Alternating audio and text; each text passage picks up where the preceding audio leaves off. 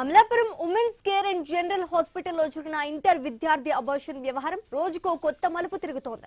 I news కథనాలతో కదిలిన జిల్లా యంత్రాంగం కలెక్టర్ ఆదేశాల మేరకు ఆర్డీఓ మమ్మీ డిహెచ్ఓ దుర్గారావు నేతృత్వంలోని ప్రత్యేక బృందంతో ఆసుపత్రిలో క్షుణ్ణంగా విచారణ జరిపింది. అయితే ఈ విచారణలో ఆసుపత్రి యాజమాన్యం సరికొత్త వాదనను తెరపైకి తీసుకురావడం ఇప్పుడు తీవ్ర సంచలనంగా మారింది.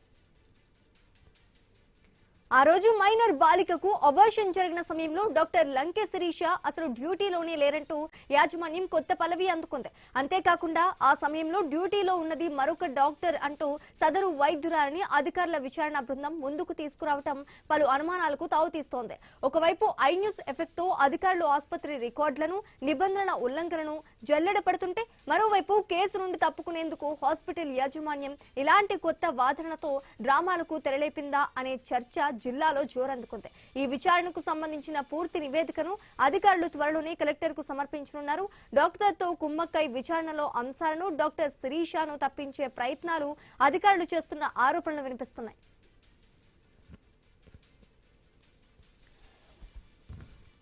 అమ్మాయి ఈ హాస్పిటల్లో ట్రీట్మెంట్కి రావడం జరిగింది. దాని మీద వచ్చిన కంప్లైంట్కి సంబంధించి ప్రిలిమినరీగా డిఎంఎండ్హెచ్ఓ గారు, డిసిహెచ్ఎస్ గారు ఎంక్వైరీ చేశారు. కమిటీ తరఫున ఈరోజు డీటెయిల్డ్ ఎంక్వైరీ చేయడానికి ఇక్కడికి రావడం జరిగింది హాస్పిటల్కి.